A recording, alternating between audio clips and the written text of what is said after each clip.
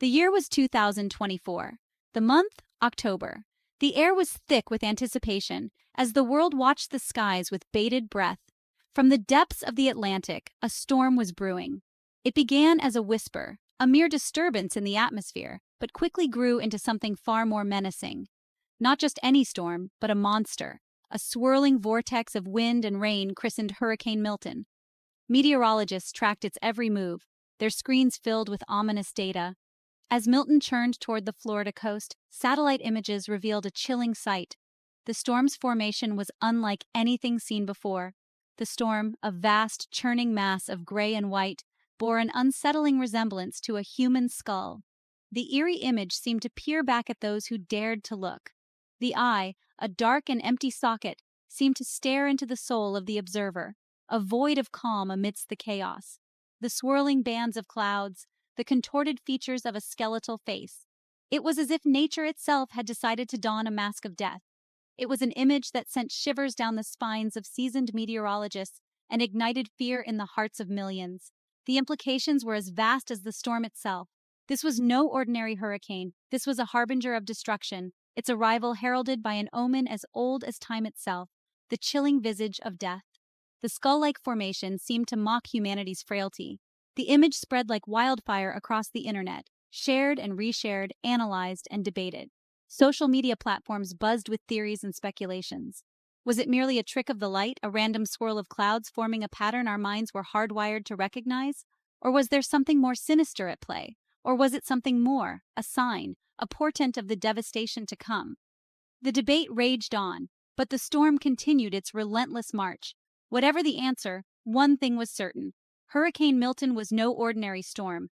Its power was undeniable, its presence inescapable. The image, captured by weather satellites and broadcast across news channels, was both mesmerizing and terrifying. It was a visual representation of nature's fury. It was a stark reminder of the raw, untamed power of nature, a force capable of both breathtaking beauty and unimaginable destruction. The duality of nature was on full display. As the storm drew closer, its eerie grin seemed to widen, a macabre smile promising chaos and despair. The anticipation was palpable, the tension thick in the air. The people of Florida, no strangers to the wrath of hurricanes, braced themselves for the worst. They boarded up windows, stocked up on supplies, and hoped for the best while preparing for the worst. Emergency services were on high alert, coordinating evacuation plans and setting up shelters.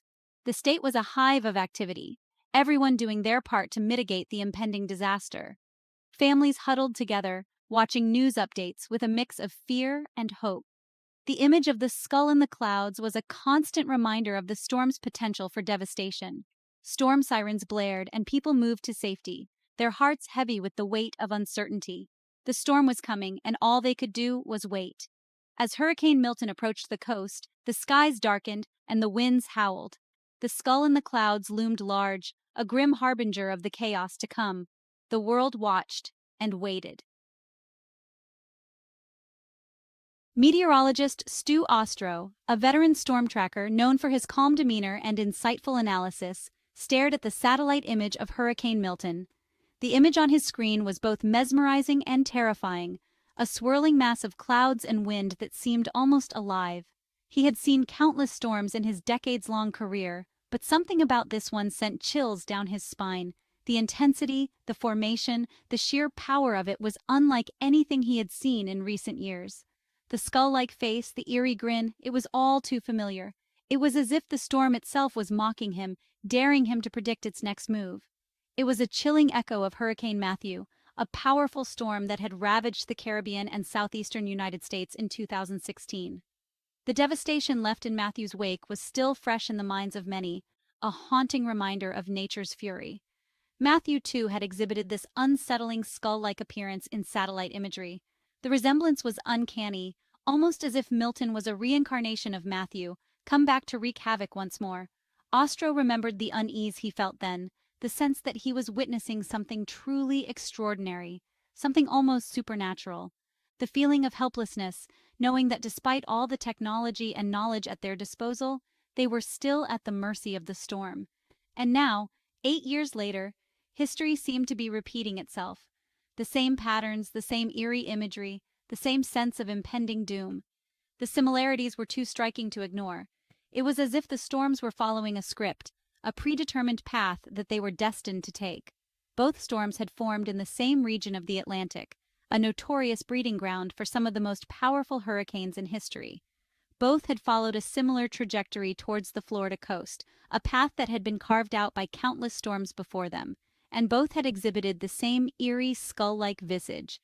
It was as if the storms were trying to communicate something, a message that only a few could decipher. Ostro shook his head, trying to dispel the sense of foreboding that had settled over him. He had to remain objective, to focus on the data, and not let his emotions cloud his judgment. He knew better than to ascribe human emotions or intentions to a natural phenomenon like a hurricane. These were forces of nature, driven by complex atmospheric conditions, and not by any malevolent will. And yet, he couldn't shake the feeling that there was something different about Milton, something ominous. The storm seemed to have a life of its own, a purpose that went beyond mere meteorological patterns. He studied the satellite images, analyzing the storm's structure, its intensity, its projected path. Every detail was scrutinized, every anomaly noted. The data was clear. Milton was a major hurricane, and it was on a direct collision course with the Florida peninsula. The potential for destruction was immense, and the stakes had never been higher. Emergency response teams were already preparing for the worst, residents were boarding up their homes, and evacuation orders were being issued. The entire region was on high alert, bracing for the impact of a storm that seemed almost otherworldly in its ferocity. Ostro knew that his role was crucial. His analysis and forecasts would guide the actions of thousands, potentially saving lives. The weight of that responsibility was heavy, but it was a burden he had carried many times before. As he continued to study the data, he couldn't help but think of the resilience of the communities that had been affected by storms like Matthew and now Milton. The strength and determination of people to rebuild, to come together in the face of adversity, was a testament to the human spirit. With a deep breath, Ostro made his final notes and updated the storm data. The images on his screen refreshed, showing the relentless advance of Hurricane Milton. The storm was coming, and all they could do now was prepare and hope for the best. The echoes of Matthew were loud and clear, a haunting reminder of nature's power and unpredictability. As the storm clouds gathered and the winds began to howl, Ostro knew that they were in for a long and challenging battle against the forces of nature. As Hurricane Milton drew closer, a palpable sense of dread settled over the Sunshine State. The eerie, skull-like image, broadcast on every news channel, served as a constant reminder of the impending danger. Coastal communities, all too familiar with the destructive power of hurricanes, began evacuations. Residents boarded up windows, secured loose objects, and stocked up on supplies, preparing for the worst. The atmosphere was thick with tension and uncertainty. The usual buzz of Florida life, the laughter of children playing, the roar of traffic, the music spilling out from open-air bars, was replaced by an eerie silence, punctuated only by the hammering of plywood and the rustling of palm trees in the gathering wind. The streets, normally bustling with tourists and locals alike, were deserted, save for the occasional emergency vehicle racing past, its siren a shrill warning cry. The sky, once a brilliant blue, had transformed into a swirling mass of gray and black clouds. The air, heavy with moisture, crackled with static electricity. The wind, at first a gentle breeze, began to pick up, whipping palm trees into a frenzy and sending debris swirling through the air. The ocean, normally a vibrant turquoise, had turned a murky gray, its surface churned into a frenzy of whitecaps. Hurricane Milton was closing in, and with it came the promise of chaos and destruction. On the morning of October 13, 2024, Hurricane Milton made landfall just south of Sarasota, Florida. The day began with an eerie calm, the sky a deceptive shade of gray, giving no hint of the impending catastrophe.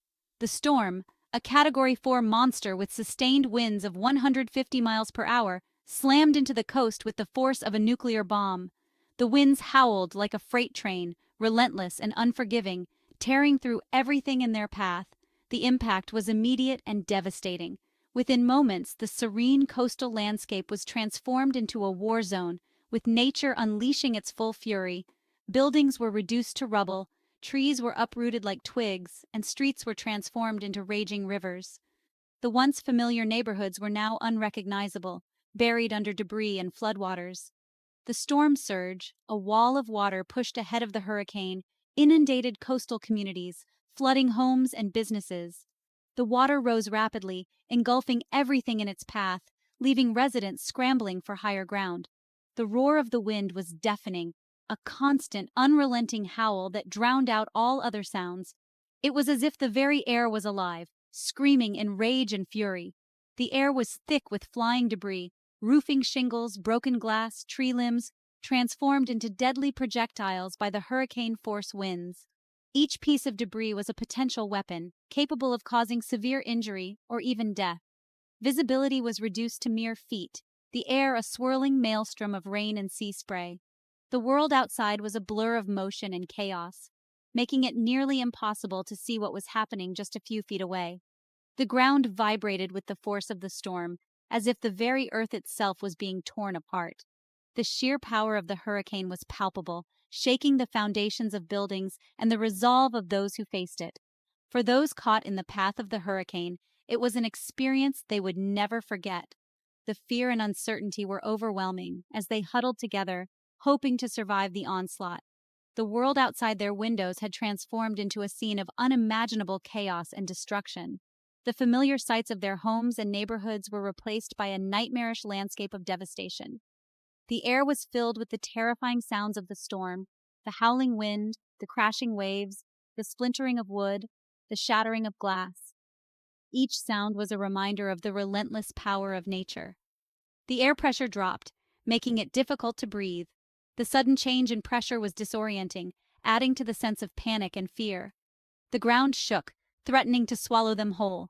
The very earth seemed unstable, as if it could give way at any moment. It was a scene of pure, unadulterated terror. The storm's fury was unmatched, leaving a lasting impression on all who witnessed it. The memories of that day would haunt them for years to come, a stark reminder of nature's raw power and unpredictability.